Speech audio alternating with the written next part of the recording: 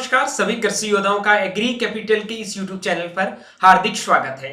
ये लेक्चर जो एक आपका नया सब्जेक्ट ऐड हुआ है इस बार 6th डीन कमेटी के अनुसार, वो है फार्मिंग बेस्ड लाइवलीहुड सिस्टम, जिसे हिंदी में आप कह सकते हैं कृषि आधारित आजीविका प्रणाली। ठीक है, ये आपका नया सिलेबस में, मतलब नया सिलेबस है इसका पूरा और नया सब्जेक्ट आपके लिए ये ऐड हुआ है।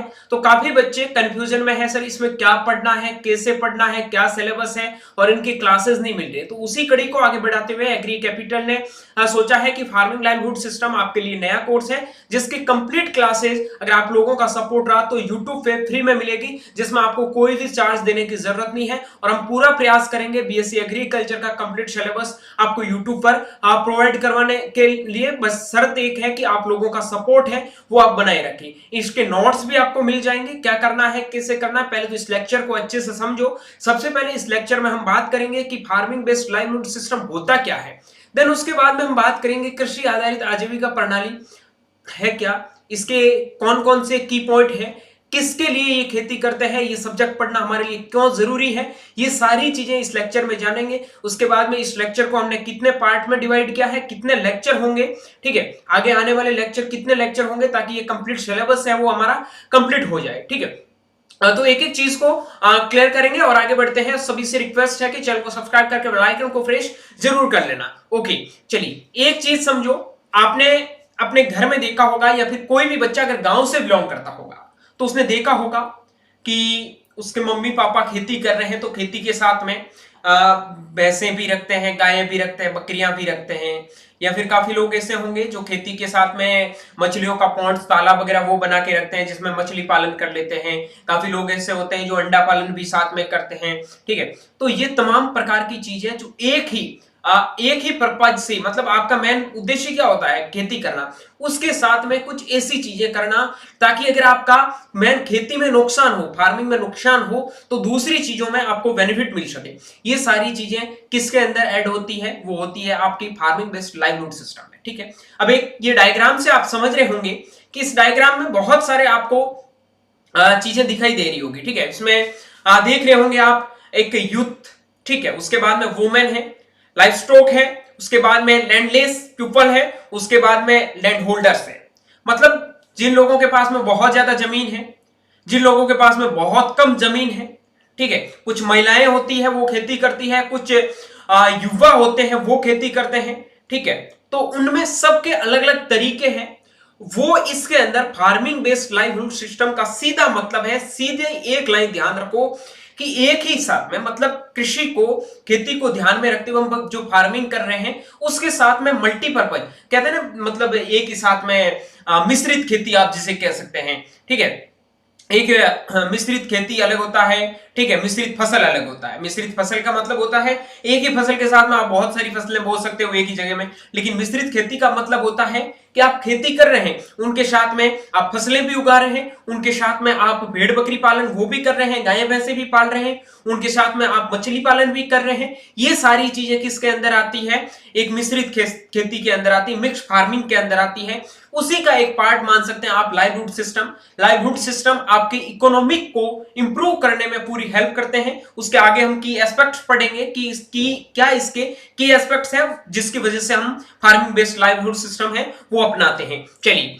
आगे हम बढ़ते हैं सिलेबस के बारे में। सबसे पहले हम जानेंगे इसके सिलेबस को, देन उसके बाद में हम आगे चलते हैं। सिलेबस में हमारे जो टॉपिक है, सबसे पहले मैं हिंदी और इंग्लिश दोनों में सिलेबस आपको बताऊंगा। ठीक है, जिसमें ये कंप्लीट सिलेबस आपको एग्री कैपिटल के एप्लीकेशन को डाउनलोड करना है। उसमें बीएससी एग्रीकल्चर का 1000 बच्चों को ₹1 में कोर्स मिल रहा है, जिसमें कंप्लीट नोट्स वगैरह हमने अवेलेबल करवा दिए हैं। कुछ नोट्स नहीं आए तो हिंदी इंग्लिश सब में नोट्स आपको मिल जाएंगे। किसी भी बच्चे को टेंशन लेने की जरूरत नहीं, कहीं पे भी जाने की जरूरत नहीं है। एग्री कैपिटल आपके एग्जाम से पहले, एग्जाम के बाद भी आपके साथ में, डोंट वरी, कॉलेज में हर जगह आपका सपोर्ट करेगा। ठीक है, तो आप एग्री कैपिटल का ऐप डाउनलोड कर लो, उसका लिंक इस वीडियो के डिस्क्रिप्शन बॉक्स में मिल जाएगा। ऐप डाउनलोड करने के बाद में बीएससी एग्रीकल्चर न्यू सिलेबस से आपको एक फोल्डर मिलेगा, या फिर स्टोर में जाओगे तो कोर्स मिल जाएगा। ₹1 का कोर्स है, वो भी पहले 1000 बच्चों के लिए है। ठीक है, तो जल्दी से जाके आप उस कोर्स को परचेज कर लो। ₹1 वो हमारा चार्ज नहीं, वो एप्लीकेशन का ही चार्ज है। ठीक है, चलिए अब सिलेबस के बारे में बात करते हैं। उसमें सबसे पहले हम बात करते हैं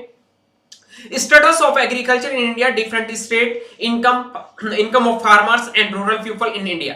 मतलब क्या है कि भाई इंडिया के अंदर एग्रीकल्चर का क्या स्टेटस है, क्या स्थिति है भारत में कृषि की। उसके बाद में बहुत सारे अलग अलग स्टेट हैं जो एग्रीकल्चर में बहुत अच्छा कर रहे हैं, उनका क्या स्टेटस है, कौन सा स्टेट सबसे अच्छा एग्रीकल्चर के लिए काम कर रहा है, सबसे ज्यादा प्रोडक्शन कर रहा है। देन उसके बाद में इनकम ऑफ फार्मर्स, जो किसानों की आय है वो किस किस माध्यम से बढ़ सकती है, कौन कौन से माध्यम से किसानों को आय मिलती है। उसके बाद में रूरल पीपल इन इंडिया, जो गांवों में लोग रहते हैं वो अपनी आय को कैसे जनरेट करते हैं, ठीक है, ये सारी चीजें इस चैप्टर में पढ़ने वाले हैं। देन उसके बाद में सेकंड चैप्टर हमारा होगा, वो होगा लाइवलीहुड का जो डेफिनेशन है, concept and livelihood pattern urban and rural areas में, ये सारी चीजें पढ़ेंगे। उसके बाद में different indicator to study livelihood system के बहुत सारे इंडिकेटर्स होते हैं, उनको ध्यान में रखते हुए अपने को स्टडी करनी है। देन उसके बाद में एग्रीकल्चरल लाइवलीहुड सिस्टम, एएलएस कहते हैं, ये बहुत इंपॉर्टेंट आपको पढ़ना है यहाँ पे कि एएलएस क्या होता है, एग्रीकल्चर लाइवलीहुड सिस्टम क्या होता है, इसका मीनिंग क्या है, कि इसका अप्रोच क्या है, उसका फ्रेमवर्क क्या है, कंप्लीट चीजें पढ़ेंगे। देन उसके बाद में हमारा टॉपिक आता है, वो आता है definition of farming system. Farming system भाई, इंटरक्रॉपिंग क्या होता है, मिक्स क्रॉपिंग क्या होता है, मिक्स फार्मिंग क्या होता है, ये सारी चीजें हम इसमें पढ़ते हैं। वो आपका फार्मिंग बेस्ड लाइवलीहुड सिस्टम इसमें। उसके बाद में prevalent farming system in India contributing to livelihood. उसके बाद में type of traditional and modern farming system, पहले खेती कैसे होती थी, अब खेती कैसे होती है, क्या इसमें बदलाव आया है, मतलब ट्रेडिशनल टाइम में और मॉडर्न टाइम में। ओके, देन उसके बाद में हम बात करते हैं component of farming system, farming system के क्या क्या कंपोनेंट है, ठीक है। फार्मिंग बेस्ड लाइवलीहुड सिस्टम में crops, cropping system, live stock में आपका डेयरी करते हो, आप पिगरी करते हो, वॉटरी, पोल्ट्री, ठीक है, डेयरी, ये सारी हॉर्टिकल्चरल क्रॉप उगाते हो। उसके बाद में एग्रो जो आपका एग्रो फॉरेस्ट्री क्रॉप होता है वो अपनाते हो, एग्रो फॉरेस्ट्री सिस्टम अपनाते हो, वो भी हम आगे देखेंगे। एग्रो फॉरेस्ट्री सिस्टम में एग्री सिल्वीकल्चर आता है, एग्री सिल्वी कल्चर आता है, वो सारी चीजें हम आगे पढ़ेंगे। उसके बाद में एक्वाकल्चर, जो मैंने अभी बताया था, मछली जो आप तालाब बना देते हैं उससे मछली पालन कैसे करते हैं, ठीक है। उसके बाद में आपका आता है पोल्ट्री कम फीस, उसके बाद में डेयरी कम फीस, पिगरी कम फीस एक्सेट्रा, ये सारी की सारी चीजें इस चैप्टर में हम पढ़ने वाले हैं। देन उसके बाद में हम पढ़ेंगे स्मॉल, मीडियम एंड लार्ज जो आपका एंटरप्राइज होता है, including value chain and secondary enterprise as livelihood component for farmers. उसके बाद में हम पढ़ने वाले हैं फैक्टर अफेक्टिंग आपका integration of various enterprise of farming for livelihood. उसके बाद में आपका feasibility of different farming system for different agro climatic zone, ठीक है, मतलब बहुत सारे अलग अलग, जैसे भाई एक समझो कि कश्मीर में लोग अलग वे में फार्मिंग करेंगे, आप साउथ में चले जाओ वहां पानी बहुत है, वहां लोग क्या करेंगे, पॉन्ड्स वगैरह बनाएंगे। आप राजस्थान साइड में चले जाओ, यहाँ भेड़ बकरी पालन करेंगे। मतलब हर स्टेट में अलग अलग एग्रो क्लाइमेटिक जोन के बेस में लाइवलीहुड सिस्टम है वो अपनाया जाता है, उसके बारे में भी हम पढ़ने वाले हैं। उसके बाद में हम पढ़ेंगे commercial farming based livelihood models, जिसमें NABARD, ICR, other organization across the country, ठीक है। आईसीआर का क्या रोल होता है, नाबार्ड का क्या रोल होता है, नाबार्ड आपको पता होगा, national bank for agricultural and rural development, 12 जुलाई 1982 में एस्टेब्लिश हुआ था। एग्रीकल्चर की जो भी बैंकिंग सिस्टम है उसकी सबसे बड़ी बॉडी नाबार्ड, ठीक है। उसके बाद में हम बात कर लेते हैं case study on different livelihood enterprise associate with the farming. उसके बाद में risk and success factor in farming based livelihood system. उसके बाद में स्कीम एंड प्रोग्राम्स बाई आपका सेंट्रल एंड स्टेट गवर्नमेंट। उसके बाद में public and private organisation. Then उसके बाद में involve in promotion of farming based livelihood opportunities. उसके बाद में रोल ऑफ फार्मिंग बेस्ड, उसके बाद में livelihood enterprise in 21st century in view circular economic green economic climate. उसके बाद में चेंज, इसमें आपको क्या पढ़ना है, चेंजिंग लाइफ, मतलब गांव के लोग होते हैं उनके आप लाइफ स्टाइल को कैसे चेंज कर सकते हैं, उनकी लाइफ स्टाइल क्या होती है, ठीक है, इन सारी चीजों के बारे में पढ़ लेते हैं। ये सारी चीजें हमारे सिलेबस के अंदर दे रखा है। ये तो आपका इंग्लिश में सिलेबस है, और जो बच्चे हिंदी में है ये हिंदी में भी आप पढ़ लो, ये आपका सिलेबस है। बाकी मैंने सिलेबस में समझा दिया। अब सिलेबस को ध्यान में रखने में कुछ नहीं, इस चैप्टर को अपने को याद करना है, इस चैप्टर को समझना है। अगर इनमें बेटा कोई भी समझ में नहीं आए, कोई भी चीज समझ में नहीं आए, तो आप कमेंट सेक्शन में कमेंट करो, और आपको क्लास अच्छी लग रही है तो भी क्लास का कमेंट में आप रेस्पॉन्स दिया करो, ताकि मेरे को भी लगे मेरे को क्या चीजें इंप्रूव करनी है, और आप लोगों को चीजें समझ में आ रही तभी मैं आगे नेक्स्ट क्लासेस के लिए जाऊंगा। ओके, चलिए अब हम बात कर लेते हैं ये कोर्स हमें क्यों पढ़ना है, इस कोर्स का ऑब्जेक्टिव क्या है। सबसे पहले तो जितने भी जो स्टूडेंट हैं उनको फार्मिंग बेस्ड लाइवलीहुड सिस्टम के बारे में समझाना कि इसका क्या रोल है। भाई इससे इकोनॉमिक्स जो हमारा पैसे आते हैं वो कैसे ज्यादा आ सकते हैं, जैसे एक एग्जांपल के तौर पे समझाता हूं, ठीक है। भाई इस कोर्स को पढ़ना हमारे लिए इसलिए जरूरी है, हम सीधी क्या कर रहे हैं, फसलें उगा रहे हैं। सपोज दैट बाढ़ आ गई, भूकंप आ गया, कोई मतलब भूकंप में तो क्या ही बचेगा, बाढ़ आ गई या फिर ओलावृष्टि वगैरह कुछ भी हो गया, XYZ ऐसी कंडीशन जिसमें आपकी सारी क्रॉप्स है वो डैमेज हो जाती है।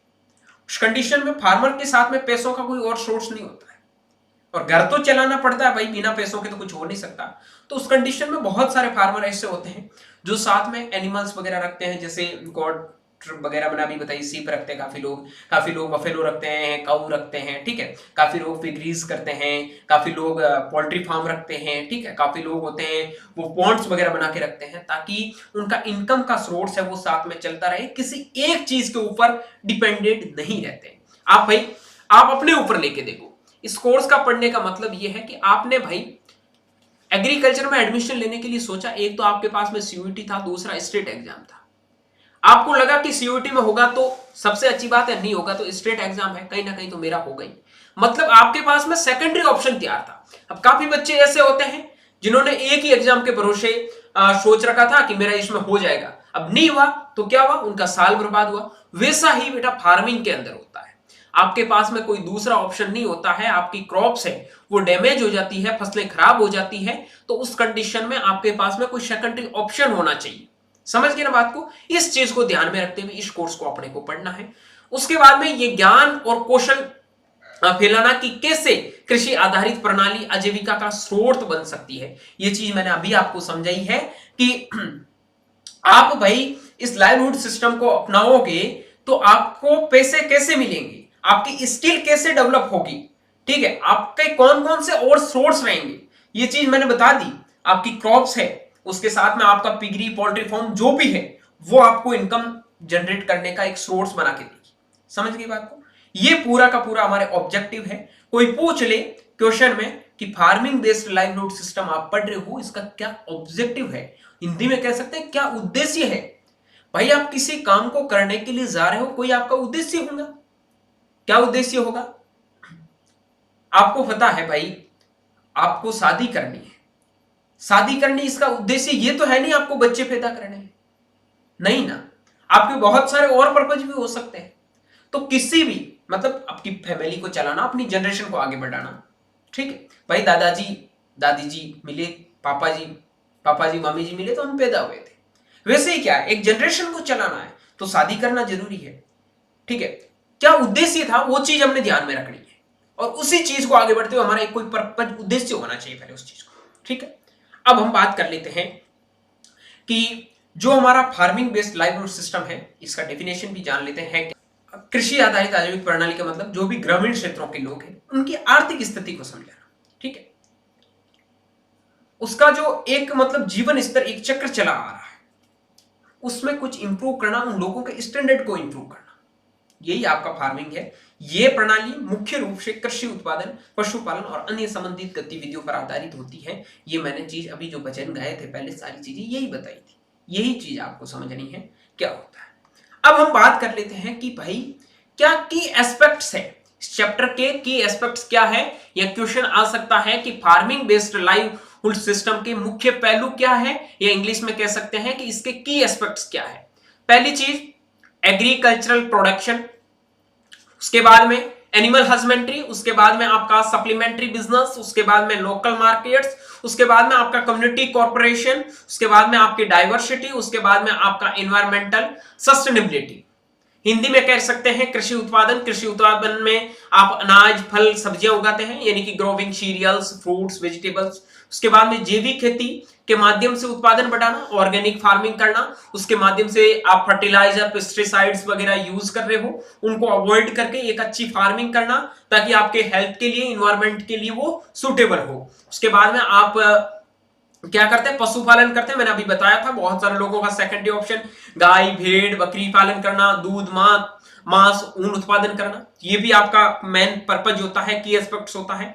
सहायक व्यवसाय का मतलब होता है सप्लीमेंट्री बिजनेस, कहते हैं कि कृषि उपज का प्रसंस्करण। मतलब हाँ भाई, आपके पास में बहुत सारे ऐसे क्रॉप्स होते हैं जो सारे सारे मार्केट में तो आप बेच रहे हो, उसमें आपको नॉर्मल प्राइस मिल रहा है। आपने टमाटर बोए, ठीक है, आपको नॉर्मल सा प्रोडक्शन हो रहा है, वो भी 20-30 रुपए किलो आपको मिल रहे हैं बाजार में। लेकिन उस 1 किलो टमाटर को आप जैम, जेली जैसे प्रोडक्ट्स बनाने में यूज करते हो, ठीक है। या फिर भाई 1 किलो आलू है, समझो मेरी बात को बेटा, कि 1 किलो आपके पास में आलू है, उसकी कीमत कितनी है, 10 रुपए केजी। अब उसे 1 केजी को आप प्रोसेसिंग करोगे, ठीक है। प्रोसेसिंग एग्रीकल्चर प्रोडक्ट्स का मतलब होता है, अगर आप उसका प्रोसेसिंग करोगे, आलू से चिप्स बनते हैं। चिप्स में 1 किलो आलू से कम 20 चिप्स के पैकेट बनते हैं। कितने बनते हैं, 20 चिप्स के पैकेट बनते हैं। एक चिप्स पैकेट का प्राइस कितना है, 10 रुपए है, और 20 चिप्स के पैकेट का प्राइस कितना होगा आपका, 200 रुपए होगा। 10 रुपए किलो बिकने वाला आलू, उसकी प्राइस 200 रुपए। कैसे करनी, ये सारी चीजें ध्यान में रखना। उसके बाद में बागवानी और फूलों की खेती। भाई ऐसे नहीं है गुलाब का फूल ले लिया, लगा दिया, किसी को लो भाई ये किया, मैं तो गुलाब का ये देने के लिए नहीं रखा, मैं तो ऐसे ही रखा कि किसी को देना है, वो नहीं। आपको भाई फ्लावर्स बाजार में बेचने हैं, बहुत महंगे महंगे फ्लावर्स बिकते हैं। माला के लिए लोग यूज लेते हैं, लोग किसी को देने के लिए 100 रुपए में गुलाब का फूल ले लेते हैं, ठीक है। बहुत सारे पर्पज होते हैं जिनसे बहुत सारी चीजें बनाई जाती है। ये भी आपका एस्पेक्ट होना चाहिए। आप खेती कर रहे हो, उनके साथ में अनार के पेड़ लगा लो। आप खेती कर रहे हो, मैंगो का 2-4 प्लांट लगा लो, उसमें कौन सा तुम्हारा जमीन जा रहा है, साथ साथ में वो भी मिलता रहेगा। तो ये मतलब होता है, ठीक है। उसके बाद में स्थानीय बाजार, मतलब कह सकते हो लोकल मार्केट, ठीक है, जिसमें उत्पादन और स्थानीय बाजारों में बेचना, ठीक है। उत्पादों को जो आपके उत्पादों को स्थानीय बाजारों में बेचना, ठीक है। Selling products in local market, जो आपके लोकल मार्केट होंगे उनमें बेचना। उनके बाद में उपभोक्ताओं के साथ में सीधा संबंध बनाना, जहां पे भी आप बेच रहे हो उनके साथ में सीधा है वो कॉन्टेक्ट बना के रखना, ठीक है, ताकि वो कंज्यूमर्स के साथ में किसी भी प्रोडक्ट को एक्सचेंज करने में, एक्सचेंज तो मतलब आपको पैसे मिलेंगे, आप कोई प्रोडक्ट्स बेचोगे तो उसमें कोई इश्यू ना आए, आपको अच्छा प्राइस वगैरह मिल जाए। उसके बाद में आता है कम्युनिटी कोऑपरेशन, जिसे हिंदी में कहते हैं सामुदायिक सहयोग। का मतलब होता है जो आपकी सहकारी समितियों होती है उनका समूह बनाना। उसके बाद में अनुभव साझा करना, एक दूसरे की मदद करना। जैसे भाई किसी चीज के बारे में तुम्हें नॉलेज है तो तुम पास वाले को नॉलेज दोगे, ठीक है। मेरे को क्या पता है कि भाई आम की खेती कैसे करते हैं, उसके बारे में मेरे को पता है। तुम्हें अनार की खेती के बारे में पता है, तुम आम की खेती के बारे में मेरे को बताओगे, तो मैं तुम्हें अनार की खेती जो भी था मेरे को आता वो मैं तुम्हें बताऊंगा, तुम्हें आता वो तुम मुझे बताओगे, ये सारी चीजें। उसके बाद में अगला आता है विविधता, जिसे डाइवर्सिटी कहते हैं। उसमें क्या होता है, विभिन्न फसलों और पशुओं को पालने की जोखिम कम होता है। विविधता, डाइवर्सिटी का मतलब होता है बहुत सारी भिन्नता। भाई फसलें भी उगा रहे हैं, पशु भी रख रहे हैं, पोल्ट्री फार्म भी है, पिगी फार्म भी है, ठीक है। उसमें आप मांस उत्पादन भी कर रहे हैं, अंडे भी निकाल रहे हैं, आप दूध भी बेच रहे हो, आप ऊन भी बेच रहे हो, उसके बाद में आप फसलें भी बेच रहे हो, ताकि आपको कोई भी दूसरी जोखिम ना हो, दूसरा नुकसान ना उठाना पड़े, आपके पास में सेकेंडरी ऑप्शन हो। भाई दो चीज होगी ना, भाई किसी की 2 गर्लफ्रेंड होती है, उसका क्या फायदा है, एक छोड़ के गई दूसरी रहेगी, सीधी बात है। यही यहाँ पे चीज फॉलो होती है, डाइवर्सिटी। कहते ना भाई तेरे तो बहुत है, तेरी कौन सी कमी, हाँ कोई दिक्कत नहीं, एक गई तो दूसरी रहेगी। वही चीज है, अगर एक फसल खराब हो गई तो दूसरी क्रॉप्स हमारे पास में रहेगी, ठीक है। उसके बाद में मौसम और बाजार की अनिश्चितताओं से निपटने की मदद मिलती है। इसमें क्या होता है, कभी कभार मौसम चेंज हो जाता है बाजार में। कभी कभी देखो कुछ फार्मर्स होते हैं वो एक ही क्रॉप लगा लेते हैं, लाइक उसने मस्टर्ड लगा लिया, काफी लोग ऐसे होते हैं उन्होंने सिर्फ व्हीट ही लगा लिया। अब व्हीट का कभी कभार प्राइस नीचे आ जाता है, मस्टर्ड का प्राइस कभी ऊपर चला जाता है। ऐसा नहीं करना, हमेशा दोनों क्रॉप्स लगानी है, सारी चीजें सोच समझ के करनी है, तो उसमें ये डाइवर्सिटी काम करती है, ठीक है। उसके बाद में आपका आता है इन्वायरमेंट, जो आपका इन्वायरमेंटल सस्टेनेबिलिटी है, जिसे पर्यावरणीय स्थिरता कहते हैं, प्राकृतिक संसाधनों का जो आपका संतुलित है उसका उपयोग करना, उसके बाद में जल संरक्षण और मृदा स्वास्थ्य को बनाए रखना। अब भाई जो भी आपके प्राकृतिक संसाधन है उनको सही से एक संतुलित बना के रखोगे, ऑर्गेनिक फार्मिंग वगैरह करोगे या फिर पशुओं को पालोगे तो सारी चीजें आपके नेचर में बनी आएगी, वो चलती रहेगी। आप जल संरक्षण भी, पानी का मतलब ऐसा नहीं है कि धान की खेत लगा दिया, मतलब खेत में देख धान ही धान दिख रहा है, खेत के अंदर धान ही धान दिख रहा है तो धान पानी ज्यादा मांग रहा है, ठीक है। उस कंडीशन में आपको क्या करना है कि ऐसी फसलें भी साथ में लगाना जो कम पानी वाली हो, ताकि आपका पानी भी बचे। ऐसी क्रॉप्स लगाना जहां मृदा स्वास्थ्य भी बनाए रखे। ऐसे नहीं है कि ऐसी क्रॉप लगा दी जहां बहुत सारे पेस्टिसाइड यूज हो रहे हैं। कुछ ऐसी क्रॉप्स भी लगाओ ताकि उसकी मतलब कुछ जगह जैसे 4 हेक्टर का फार्म है, 2 हेक्टर में ऑर्गेनिक फार्मिंग कर लो, 2 हेक्टर में इनऑर्गेनिक फार्मिंग कर लो, ताकि आधी जमीन तो उसकी सस्टेनेबिलिटी तो बनी रहे ना। ये सारी की सारी चीजें हम इस चैप्टर में पढ़ने वाले हैं। इसका कंक्लूजन यही निकल के आता है कि farming based livelihood system not only provide economic benefit but also play a vital role in social and cultural development. Through this system आपका rural communities can meet their needs and become self reliant। मतलब कृषि आधारित जैविका प्रणाली जो है ना केवल आपको पैसे ही देती है, इसके साथ में आपको समाज में रहने का, जो आपका सांस्कृतिक विकास हो रहा उनको इंप्रूव करने का, बहुत सारी चीजों में हेल्प करती है। ये पूरा का पूरा इस कोर्स का मतलब है। फार्मिंग लाइवलीहुड सिस्टम में हम क्या पढ़ने वाले हैं, ये हमारा था introduction of farming livelihood system. आपने पूरा क्लास देखा तो आपको एक एक चीज समझ में आ गई कि इस विषय के अंदर, इस सब्जेक्ट के अंदर अपने को क्या पढ़ना है, क्या हमारा इस सब्जेक्ट के अंदर आपके सिलेबस रहने वाला है। और हम आगे की क्लासेस में, अगला जो हमारा क्लास रहेगा सेकंड लेक्चर, उसके अंदर हम पढ़ेंगे status of farming in India and different state, income of farmers and rural people in India।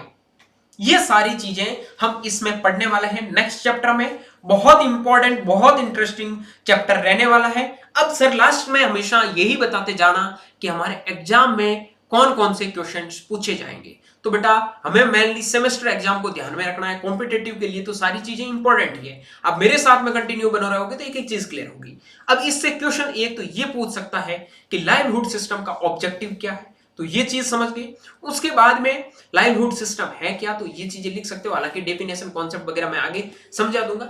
उसके बाद में एक क्वेश्चन बन सकता है कि लाइवलीहुड फार्मिंग सिस्टम हम क्यों करते हैं, क्या नीड है उसके लिए, की एस्पेक्ट्स लिख सकते हो, ठीक है। नीड क्या है, तो नीड के लिए आप ये सारे की एस्पेक्ट्स, प्रथम पहलू लिख सकते हो कि फार्मिंग लाइवलीहुड सिस्टम हमें क्यों करना चाहिए, व्हाई इज इंपॉर्टेंट।